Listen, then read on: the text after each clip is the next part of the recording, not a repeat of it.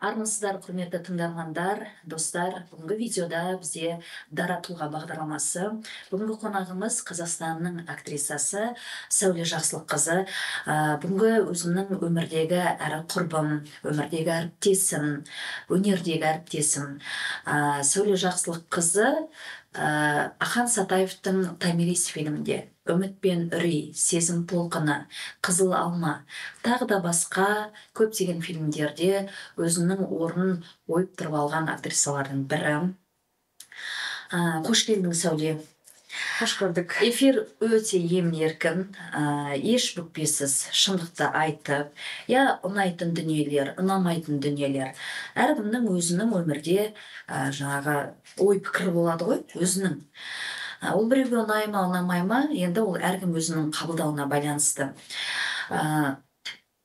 Осы Ақсарай театрында марқұм Болат Атабаев құрған, кезінде дүркіреп тұрған Ақсарай мюзикл театрында бірге жұмыс істедік, әріптес болдық. Қазір өте жақын құрбы ретінде араласып жүрміз. Мен бүгінгі эфирге өзімді шақырып отырған себебім, өзіндік ойым бар. Кез келген нәрсені жалпы шындыққа тура қарайсың. Көп нәрсені мысалы ұнамаса ұнамады деп айтасың, ұнаса ұнады, яғни өзінің ой пікірің бар. Сол себепті мен шақырып отырмын. Жалпы ең алғашқы сұрағымды осы фильм туралы айтсаң. Ең актер, актриса адамдарға қойылатын сұрақ, жиі сұрақтардың бірі. Қай роль фильмде ұнады? Көбінесе адамдар былай жауап береді. Маған әр роль бір төбе ғой, сондықтан ешқайсысын бөліп жара алмаймын деп. Бірақ дегенмен де адамның жанына жақын рольдері болады. Мысалы, Ақсарай театры ол ұзаққа созылмады, өкінішке қарай. Біз ең алғаш Қыз жібек спектаклін ойнадық, Фридрих Шиллердің Махаббат пен зұлымдық, содан кейін тағы бір гномында ойнадық. Бірақ әр адамға өзіне жақын роль болады. Мысалы, мен сол Ақсарайда ойнаған кезде, өзің білесің, Махаббат пен зұлымдықта Леди Милфорд маған өзіме жақын ұнайтын. Дүрияндта ойнадым, Қарлығашта ойнадым. Ағай бізге ешкім сен мынау басты роль, сен массовка, сен мына жерде былай ойнайсың деп айтпаған. Бәрімізге еркіндікті берген. Бірақ дегенмен де әр актер, актрисаға жанына жақын рольдер болады. Ал біреу айтады, маған Қыз жібекте ол роль ұнаған жоқ, мен одан да жаңағы Махаббат пен зұлымдықта Гофмаршал ұнады дейді. Кішкентай ғана роль болса да, сол роль ұнайды деп айтып жатады. Сол сияқты фильмде, қаншама фильмде біраз образдар сомдады. Қай фильм қатты өзіне жақын болды, қай образ жақын болды, және қай режиссер. Жалпы осы фильм туралы сен өмірде үлкен бір тәжірибеңнен бөліссең. Енді мен кино сферасына келгеніме енді нақ санағанда 10 жылдай болып қалыпты. Енді бәріміз эпизодтан бастаймыз ғой. Құдайға шүкір, енді білімім болғаннан кейін, жоғарғы білімім, актерлық білімім болғаннан кейін, енді массовкадан бастау, енді ол Құдай сақтасын ұят енді. Ал жоғары білімім болғаннан кейін, енді күнде келе салып ешкім саған басты рөлді бермейді, оны сен де білесің. Сол себепті эпизодтан бастадық. Сөздің аузына неге бермейді? Режиссер неден қорқады? Кастингке шақырғанда актердің, актрисаның ішкі стержень дейді ғой, былайша айтқанда, орысша айтқанда данныйын көреді ғой. Режиссер соны көре білмей ме? Мысалы, Европада ондай емес. Ұнады ма? Ол фильмде өзінің өмірде тәжірибесі бар ма, жоқ болған қарамайды, береді, мүмкіндік береді. Олар қателесуден қорқпайды. Неге? Жоқ, енді қазір де беріп жатыр, 100% бермейді деп айта алмаймын. Өйткені мысалы сол жаңағы айтып отырған Томирис, ең алғаш шыққан көшпенділердегі актерларда мысалы ең алғаш қалған басты рөлдер ғой олардың бәрінің. Енді менің ойымша, егер де сен сол образға 100% келіп тұрсаң, сәйкес келіп тұрсаң, бағың жанып тұрса, өтесің. Ал енді мен бастаған кезде киносферада енді дамып келе жатқан кез қазір ғой, ол мысалы дүркіреп тұр деп айтуға болады. Ол кездер енді келе салып мені ешкім басты рөлге алған жоқ. Мүмкін мен әлсіз де болған шығар, мысалы актриса ретінде. Өйткені біз театр актрисасы болдық. Кино бізде енді шығып кеткен кезде камерамен қалай жұмыс істеу, микрофонмен қалай жұмыс істеу дегендей, олардың бәріне алғаш сол кезде үйрене бастадық. Енді ең жақсы режиссерім деген сұраққа келетін болса, әр режиссерларды бөліп жармайсың емес, бөліп жарасың. Өзіме соңғы кезде осы жұмыс істеген режиссерлардан Әлен ұнады, Ниязбеков. Жас болса да өте талантты режиссер. Оның берген задачалары да саған түсінікті, бірге отырып, бірге ақылдасып, мысалы мына жерде бүйтсем бола ма, сөйтсем бола ма дегендей еркіндік береді актерға. Содан кейін мына Үміт пен үрейді түсірген соңғы Төлеген Бейсет. Ол кісі енді әр эпизодқа дейін, массовкадағы актерларға дейін әрқайсысына келіп задачасын беріп отырды. Сол себепті енді бүйтіп түртіп айтатындай өз басыма жеке қазынып отырған осы екі режиссер. Енді басқа режиссерлар ренжімейді деп ойлаймын, өйткені енді біразымен әлі жұмыс істемедім. Біразымен жұмыс істедік, бірақ енді подход дейді ғой. Енді әркім әртүрлі. Мен бәрін 100% бәрі үстірт қарайды деп айта алмаймын. Кейбіреулер тек қана басты рөлдағылармен ғана жұмыс істейді, қалғандармен не кастинг жұмыс істеп жатады, не жаттап келдің бе, болды, сен білесің ғой текстіңді, болды, шыға бер дейді. Задача бермейтін режиссерлар да бар. Ал екінші сұрағың, қай рөлім маған қатты ұнады дедің ғой. Шын айтсам, мен де бөліп жармайды екем, бірақ мен бір сарынды, мына бір линияда ойнайтын образдардан қашам. Соңғы осы 2 жылдың алдында біздің қазіргі болып жатқан қоғамдағы жағдайға байланысты ғой деймін, жалғыз басты ананың тағдыры туралы, қалай қиналғаны, қалай оның ауру болып қалғаны, сондай өте көп сценарийлер болды, сол туралы өте көп фильмдер түсірілді, сериалдарда. Сол кезде мысалы маған жылайтын, қайта-қайта бүйтіп, анау болды, мынау болды, ауырып тұрмын, бүйттім, сөйттім дейтін рөлдер болды, мысалы жылауық. Содан кішкене қажығандай болдым, Құдайға шүкір, қазірге өзімнің қоржынымда бір сарынды рөлдер жоқ деп айтсам да болады. Өйткені мен наркоманды да ойнадым, бұзық әйелді де ойнадым, жалғыз басты қиналып жүрген әйелді де, ұрысқақ әйелді де, байдың әйелін, кедейдің әйелін, қызын, несін дегенде ұлын деппін ғой, бала шағасын дегендей. Сондай әртүрлі образдарда ұстаз да болдым, сатушы да болдым дегендей. Сол себепті өзіме әзірше бүйтіп ұстап алатындай, мына рөл маған ұнайды дейтіндей болған жоқ. Өйткені өте самокритичныймын. Қай жанрда фильм ұнайды, ойнаған, көбінесе қай жанрына жақын? Мысалы, біреулер айтады ғой, мен психологический ролдерді жақсы көремін. Біреу айтады, мен комедияны жақсы көремін. Қай жанр көбінесе жанына жақын, армандайсың? Менің ойымша, актер болғаннан кейін белгілі бір, мен тек қана драма ойнаймын, мен тек қана комедия ойнаймын, или мен тек қана артхаус ойнаймын деп айту, ол кішкене миға қонымсыз сияқты.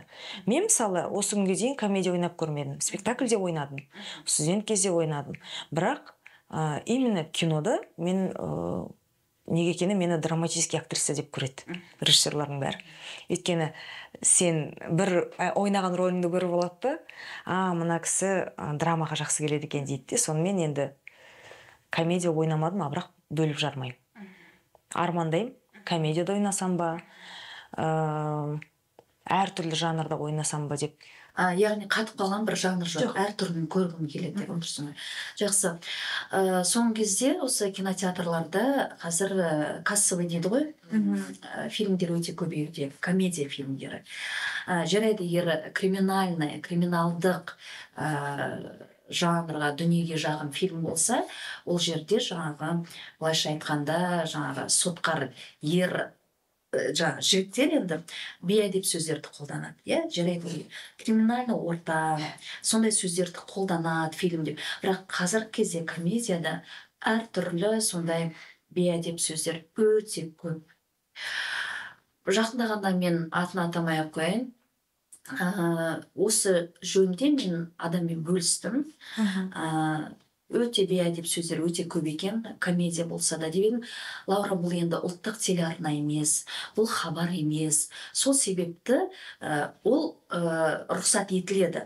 Ол продюсер, ол өзі біледі, ол фильмде сондай сөздерді қоса ма, қоспай ма. Өйткені ол кинотеатрда жүреді дейді.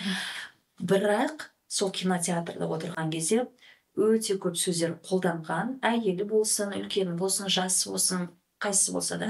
Бірақ та қалай айтсам екен, жаңағы фильм аяқталғаннан кейін соңында ата-анасын алып келген көрермендер болды. Сол кезде әке қалай енді сізге фильм ұнады ма десе, әлгі әкесі жаңағы бірталай фильм туралы қатты сөздер айтты. Не деген сұмдық, бұл деген қазақтың несінде жоқ дүние ғой, кез келген нәрседе бейәдеп сөздерді қолданады. Бірақ менің сұрағым, ұлттық телеарна болсын, мейлі ол эфирдің алдына шықса да, ол кинотеатрдың алдына шықса да, осындай сөздер қаншалықты дұрыс емес? Қолдайсың ба жалпы? Мен жеке өз басым мен қолдамаймын. Оның құндылығы неде? Мысалы, мен әр образ ойнайтын кезде мен халыққа не бере алам? Мені көріп отырған адам, мысалы, наркоманды ойнаған кезде мен режиссерға барып айттым. Бұның тағдыры не болады? Мен өз образымды мені көріп ертең наркоман болып кеткенін қаламаймын біреудің. Бұның жаман екенін, бұдан жиіркену керек екенін, мысалы, жаман рөлін айтып болсам, содан қашу керек екенін, мысалы, көрсеткім келеді. Ал роль берді екен, оны ақшасынан да екен деп, деп әрқайсысына бүйтіп жабыса беретін болсаң, роль деген жетеді. Ал сол қазіргі кинотеатрларда болсын, басқа коммерческий каналдарда болсын, айтылып жатқан ол сөздер болашақты ойламайды деп ойлаймын. Көріп отырған бала-шағасын ойламайды. Ақша. Мысалы, ақшасын алсам болды. Әйтеу қазір халыққа не өтеді? Көшедегі бытовой боқтық сөздер өтеді. Оны қазір бәріміз естіп жатырмыз. Менің бір қынжылатыным қазіргі Comedy Club'тың нелері, артистері. Қазақтар туралы соңғы кезде бір мода болды ғой. Қалайсың? Бірдеңе деп боқтық сөз қосып айтатын. Күліп айтып отыр. Өйткені қазақтың жастары, для них это норма дейді. Они так здороваются дейді. А знаешь, как мне обидно? Мен ойлаймын да, мысалы, қазақша сөйлейсің ба, таза сөйле. Бірдеңені істейсің ба, ар жағынан сен тәрбиелік бір мән бер. Ал жай ғана сен ақшаны ұстайсың, аласың, миллиондап, миллиардтап табасың. А ол сол ақшаның ар жағындағы саған келгендегі пайдасы не? Сен оны неге жұмсайсың? Ол келген ақша сол күйінде, ақша деген су кетеді де қалады. Хайыры болады ма ол ақшаның, болмайды ма, оны бір Құдай біледі. Яғни біз соны көріп отырған жастарға ешқандай үлгі бере алмаймыз, сондай боқтық сөздер, бейәдеп сөздер арқылы. Соңғы кезде шынымен де фильмді қарасам, келсін келмесін, енді жарайды сол сөзді пайдаланғанның өзінде де ол бір оправданы болу керек қой, ақталу керек. Бір залықтан туған сөз. За болып осы бар ғой, Абайдың сөзі бар ғой, ашынғанда шығады ащы даусым деп. Ашынғанда адам деген өмірде бәріміз бейәдеп сөздерді бір пайдаланып қалатын кез болып қалады ғой. Сосын артынан кейін тістеніп қаламыз. Бірақ енді оны эфирдің алдына шығару, мен ойлаймын, кішкене бір дұрыс емес нәрсе деп. Ол менше ол деңгей. Адамның өзі өмірді қалай сүретін болса, для них это норма. Екеміз сияқты бүйтіп сөйлесіп отырып, арасына жаман сөздерді қосып отыру, олар ол үшін ұялмайды. Өйткені мен онда тұрған не тұр? Анау да сөйтіп сөйлейді ғой, мынау да сөйтіп сөйлейді ғой дейді. Сондықтан фильмге шығарсам болды деп. Онда тұрған не тұр дейді, мысалы. Қазіргі кезде Қазақстанда ең ұнайтын актер, актриса. Мен осы Дара тұлға бағдарламасында көбінесе Европа актерларын қозғаймын. Неге? Себебі қазір мынау әлеуметтік желіде жаңа Европаның актерларын көрсем, олардың өмірін, мысалы бір фильмді көресің, сосын Гуглдан ақтарам, сол өмір қандай екен, отбасы бар ма, өмірлік құндылығы қандай. Көбінесе ұстайтындар рухани құндылық, материалдық құндылық емес. Бүгін ғана ішіп жесем, болды, бүгінгі өмірмен ғана өмір сүрсем деп, ол материалдық құндылықты бірінші орынға қоймайды, рухани құндылық.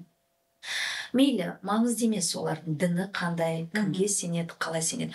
Бірақ олар мысалы қаншама ақшасы болып тұрып өмірлерін былайша айтқанда құрбан еткен адамдар болды. Мысалы, маған өте қатты әсер еткен осы 20th Century Fox'тың жаңағы кинокомпанияның директоры, президенті Скотт Нисон.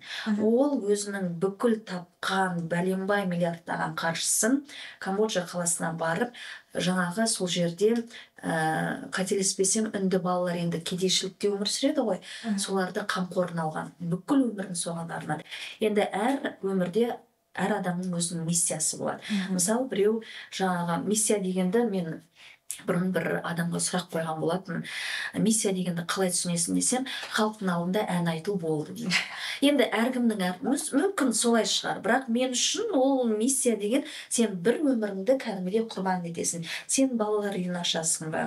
Жоқ, сен жаңағыдай өміріңнің бір басым бөлігін сен мүмкін сондай қамқорлыққа жұмсайтын шығарсың.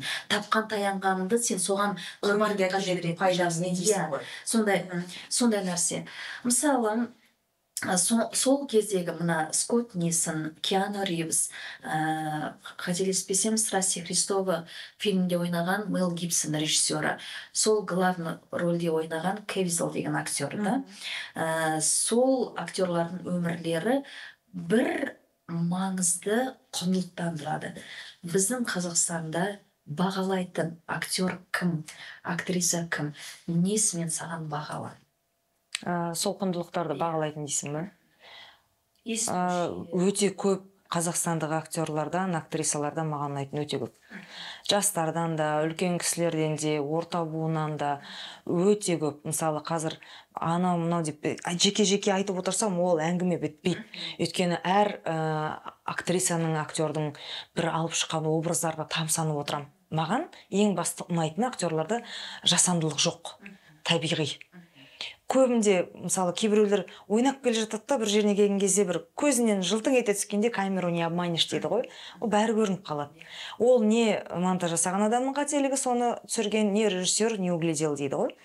Соның қателігі. Әйтпесе, любой актердан шығарып алуға болады деп ойлаймын, енді жақсы актер болса. Ал менің жеке өзіме ұнайтын актерлардан Дулыға, Ақмолда. Ол кісінің адамгершілігі де, ол кісінің актерлық шеберлігіне де өте үлкен құрметпен басымды иемін. Талай екеміз Ерлі-зайыптында ойнадық, біраз үлкен тарихи фильмдерде де ойнадық бірге, көп сахналас болдық. Ол кісінің енді перевоплощение дейді ғой, басқа бір образға өтіп кетуі, сол образдан бірдеңе шығаруы, дауысын өзгертуі, ол сол жағынан мен ол кісіні үлкен буындардан сол кісіні түртіп өтейін. Содан кейін қазіргі бізден кіші, қателеспесем, Нышанбек деген жігіт. Нышанбек өте жақсы актер. Өте жақсы актер, ойланатын актер, ішкі дүниесі бар актер.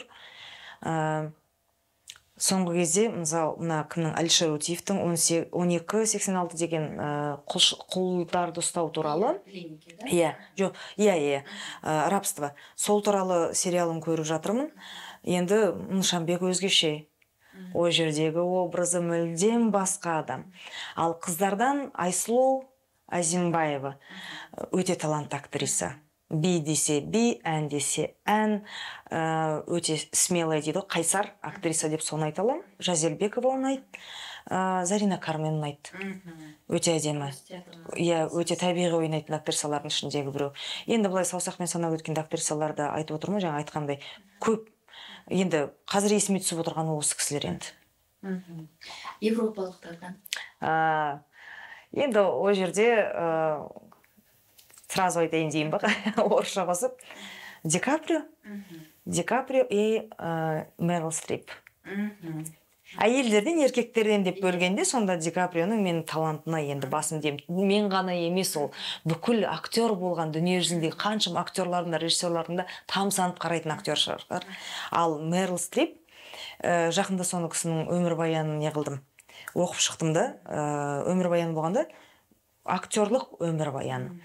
Ол кісі өзі жас кезінде көп жылауық рөлдер ойнаған екен. Содан кейін жолдасы ракпен көп ауырған екен біраз жылдар.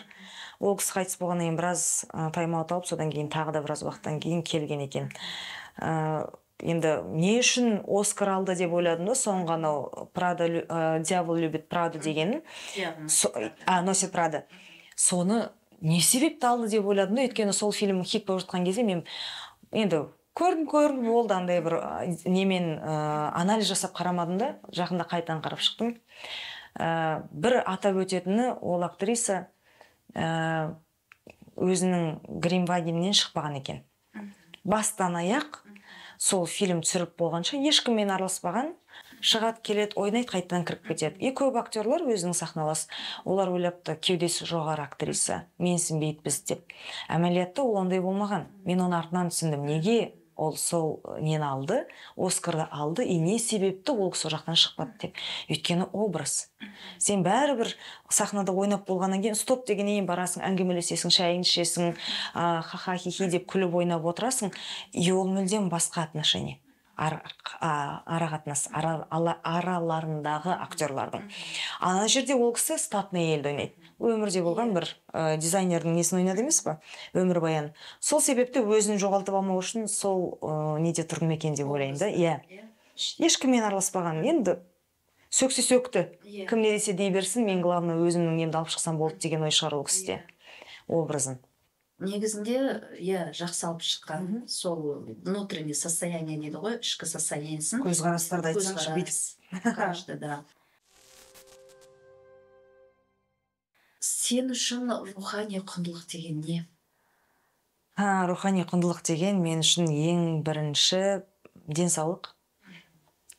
Денсаулықты Алланың берген аманаты. Денсаулықты бар кезінде қадірле дейді ғой. Екіншіден ол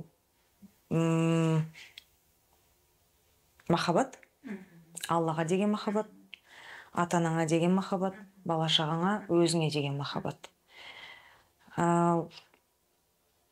Үшеуін ғана айтайын. Ал үшіншісі дұрыс өмір сүру. Артыңнан ертең не қалдырасың? Бала-шағаңа қандай тәрбие бересің? Ата-анаңа қандай бала болдың? Не үшін келдің, не үшін кеттің деген сөз ғой. Әр адам үйде жалғыз болады ғой, бір жалғыздықта қалады ғой, иә? Мысалы, балаң қыдырып кетеді, туысқандарына кетеді, ата-апасына кетеді. Сонда жалғыздықта адамға неше түрлі ойлар келеді. Құдаймен тілдескен күнің болды ма? Жай сұрақтар қойдың ба? Түсінбеген сұрақтарың болды ма? Неге солай деп? Сол сұрақтың жауабын, бір болады ғой сұрақ, соның жауабын сен іздегің келеді. Бірақ көңілің толмайды. Сонда отырып алып, сондай бір кездер болды ма сенде? Әрине. Қандай сұрақ? Болған да, болды да, болады да. Бір тек қана жалғыз отырған кез емес ол. Жатардың алдында да, мысалы, анализ жасайсың ғой, таңертең кешке не істедім? Пайдалы не істедім, зиян не істедім? Әр біліп істеген күнәм бар, білмей істеген күнәм бар. Әр адам күнәсіз, енді періште ғана шығар. Сол үшін де қолын тиебе қалса, секунд сайын мысалы айтады ғой, адамдар сөйлеп отырып, менде де ой отырады, параллельно. Сенде де ой отырады, мысалы. Бір секунд болмайды екен адамның ойсы отыратын. Жаратушы Алла болғаннан кейін, әрине, бірінші әрқашан кешірім сұрайын.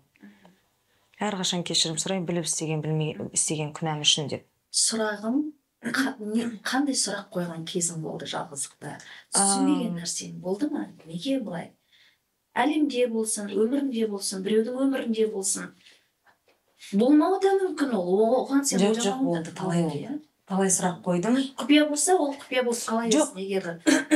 Өмірдің заңы ғой, мысалы, бірдеңе болмай жатса, жұмысың жүрмей жатса, баяғда дегенде енді бір 10 жылдың алдында, бір 10-15 жылдың алдында кішкене жастау кезіңде ойлайтынсың, неге мына іс болмады, неге ана іс болмады деп. Сондай кезде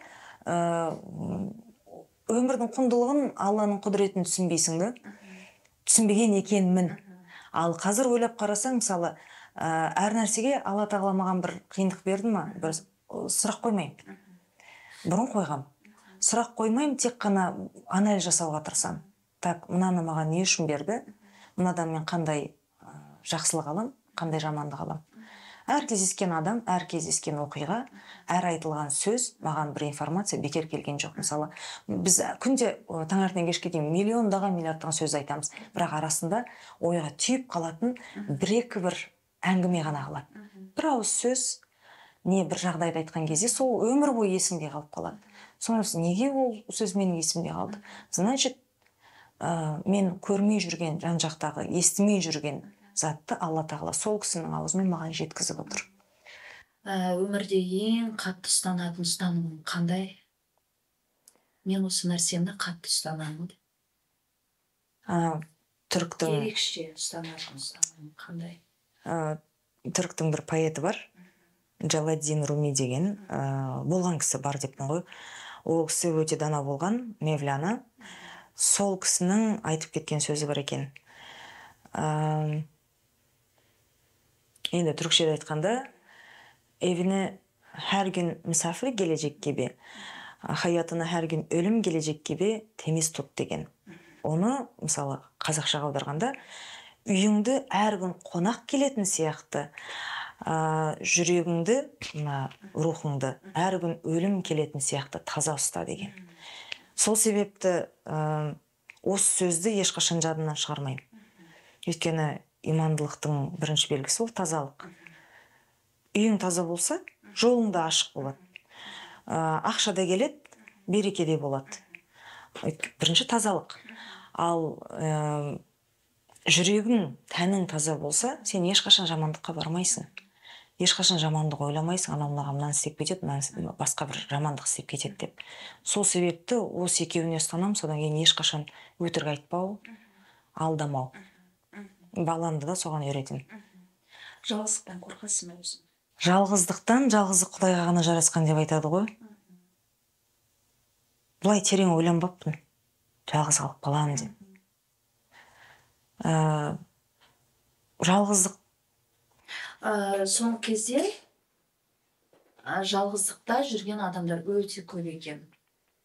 Қандай? Рухани жалғыздық, Қай әлде жалғыздықса да, физически жалғыздық? де өзінің өмірін сүріп жүрген адам жалғыздықтан қорықпаймын дейді. Неге қорықпайсың, қартаясың ғой, сенің аузыңа суды кім Бір тамшы су тамызатын деші. Жаманыңды кім дайындап береді десем, мен әр күнімді өзім Құдайға тапсырамын. Құдай өзі бәрін реттейді дейді. Сол үшін жалғыздықтан қорықпаймын дейді. Ал біреулер қорқамын дейді. Сен өзің қорқасың ба? Жаңа айтып өткендей терең ойланып көрмеппін. Өйткені мүмкін, енді кәрілік енді келе жатқан шығар, енді Құдай біледі. Бірақ жалғыз қалудан, мысалы қазір айта аламын, мен қорықпаймын деп данный момент, бірақ сол айтқан сөзімнен Құдайдың қаһарынан қорқамын. Өйткені жалғыздық тек қана Құдайға ғана жарасады. Бәрімізді жұп-жұбымен жаратқаннан кейін әр адам баласына да, жаңа айтып өткендей, ата-анасына да құрмет ізетін көрсетіп, жалғыз болмауға тырысу керек. Содан кейін енді артынан бір болашақ қалдыру керек қой. Енді ойлаймын, болашағым, балама кейбір кезде айтамын да, сен ертең үйленгеннен кейін бөліп кетесің. Мен сендердің қолдарыңда тұрмайын деп. Сөйтсем, мам, неге дейді? Ағам бар ғой, Заңғар ағам, жалғыз ағам. Сол мамам сол ағаммен бірге тұрады. Сонда айтатыны, тұрады ғой, не Заңғар ағамның қолында, апа, ты сейчас с нами не будешь жить дейді. Мен айтам, бала, мен сендер жас боласыңдар, жеке өмірлеріңді сүріңдер, мен сендердің енді екі қошқардың бір қазанға сыймайды дегендей, келінім болса ол басқаша болады. Мен жақта өзімнің андай қалағанды істеп отырам, кішкене түйісіп қалмайық деймін ғой. Сөйтсем, нет, ондай болмайды дейді. Бір жағынан сондай кез ойлаймын, орыстың кемпірлері бар ғой, енді орыстың кемпірлері деп айтып десек кешірсін, жалғыз итін алып алып, мысығын алып алып бүйтіп бір бұрышта бір жапырақ нан алып келіп, жеп қана пенсиясына риза деп отыратын. Енді бізде қазақта өйтіп баласыз қалу деген, жалғыз қалу деген жоқ шығар енді.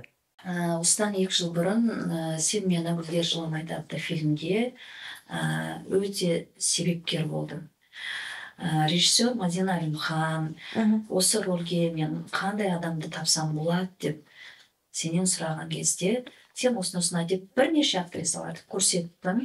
Сол кезде соның ішінен былай қысқасы айтқанда таңдап алынған актрисалардың бірі болдым. Мен ол жақсылығымды ешқашан ұмытқан жоқпын, ұмытпаймын деп айттым. Себебі әр адамның өмірде өзінің бір қысылып жүрген кездер болған. Бұл эфирге шақыруымда бірден бір себебі сол болды. Мен енді биыл баспаналы болдым деп айттым. Иә, құтты болсын. Кішкене қаражаттың да жеткіліксіз болды. Сол кезде мен жалғыздықта отырған кезде мен жаңа эфирдің арасын айтқан болатынмын. Құдаймен ұрсатын кезім болады. Көңілім толмайды. Артынан кейін тәубеге келем.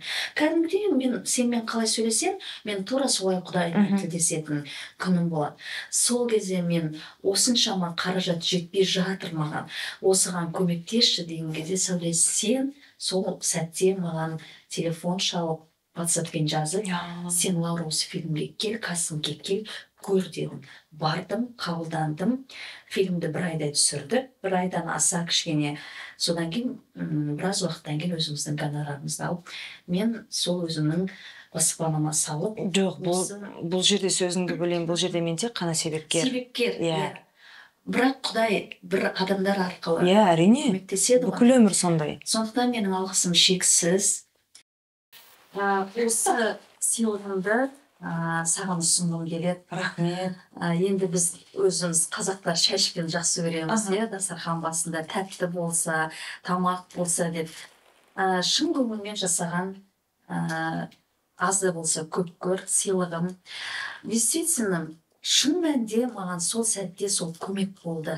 Өте көмек болды. Оны мен әр кездескен сайын оны мен айта бермеймін. Әр нәрсенің өзінің сәті туады ғой, осыны мен қалай айтсам екен деп ойланғанда осы эфирге шақырайыншы дедім. Рахмет.